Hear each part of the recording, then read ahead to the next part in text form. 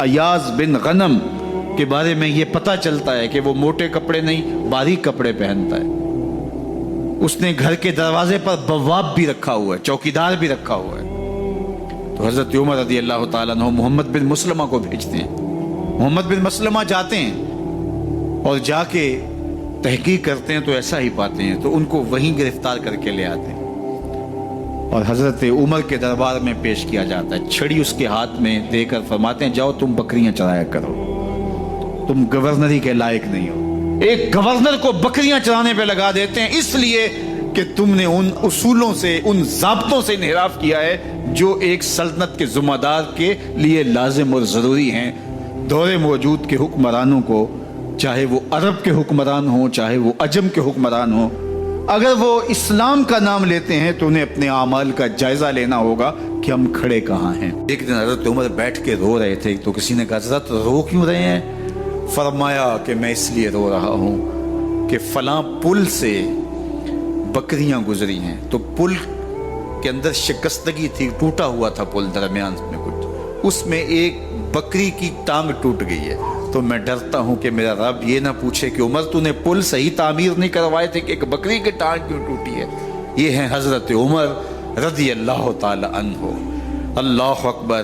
تو اللہ تعالیٰ جل شانہ نے حضرت سیدنا عمر بن خطاب رضی اللہ تعالیٰ عنہ سے جو کام لیا, مختصر دور خلافت کے اندر 10 سال 6 ماہ 4 دن آپ نے خلافت فرمائی ہے, لیکن کہاں سے چلے اور یہاں مکران تک, بلوچستان کا حصہ ہے, یہاں تک آپ کے سلطنت کی حدود وسیع, ادھر آرمینیا تک جا پہنچے, حمص فتح کیا, قادسیہ, یرموک. آپ ذرا دیکھیے کہ کہاں تک آپ کی فوجوں کے گھوڑے دوڑتے رہے, اور اللہ تعالیٰ جل شانہ نے ان کو جو توانائی, عدل و انصاف کی قوت عطا فرمائی. اللہ اکبر. جب زمین پہ عدل کیا ہو تو زمین بھی حکم مانتی ہے, اور حضرت عمر وہ تھے جن کا حکم ہوائیں بھی مانتی تھی, زمین بھی مانتی تھی, جن کا حکم جو ہے وہ آگ بھی تسلیم کرتی تھی اور دریا بھی ان کا حکم مانا کرتے تھے. مصر کے اندر یہ رسمیں بس جاری تھی کہ سال کے بعد ایک دو شیزہ کو زیورات پہنا کے اچھے لباس میں ملبوس کر کے دریا کی بھیڑ چڑھایا جاتا, اس کی قربانی دی جاتی, اس کا خون بہتا تو دریا چلتا.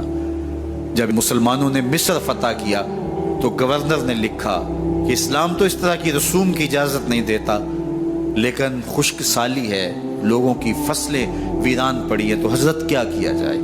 تو حضرت عمر رضی اللہ تعالیٰ عنہ کاغذ کے ٹکڑے پہ لکھتے ہیں بسم اللہ الرحمن الرحیم.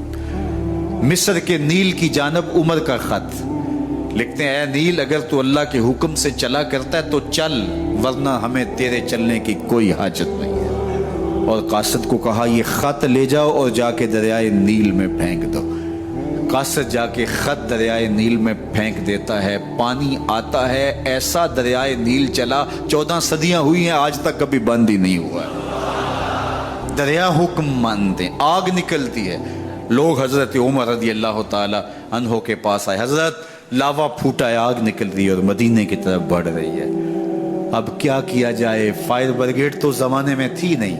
عمر نے اپنی قمیض اتاری, جس قمیض پہ 17 پیوند لگے ہوئے تھے چمڑے کے, کہا یہ قمیض لے جاؤ, جدھر آگ بڑھ رہی ہے آگے ڈھالنا, آگ پیچھے بھاگ جائے گی. زلزلہ آتا ہے تو زمین پہ دھرا مارتے ہیں, زمین رک جا, کیا عمر نے تیری چھاتی پہ عدل نہیں کیا ہے؟ تو یہ عمر ہیں رضی اللہ تعالی عنہ کہ جن کے انصاف کی وجہ سے, جن کے عدل کی وجہ سے اللہ تعالیٰ کی رحمات اور اس کی برکات کا نزول ہوتا تھا, اور اللہ تعالیٰ نے مسلمانوں کو وہ آبرو مند حکومت دی. کائنات کی تاریخ کے اندر ایسی حکومت آپ نے نہیں دیکھی ہوگی جو حضرت عمر نے حکومت کی ہے. اللہ اکبر. فرمایا فرات کے کنارے پہ ایک کتا بھی پیاسا مر گیا تو اس کا حساب بھی عمر سے ہوگا.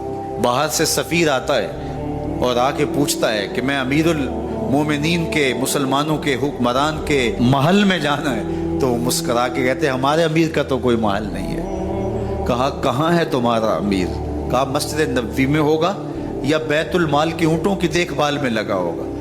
وہ جب گئے تو مسجد میں نہیں ہے. اللہ اکبر. وہاں گئے تو وہاں بھی نہیں ہے.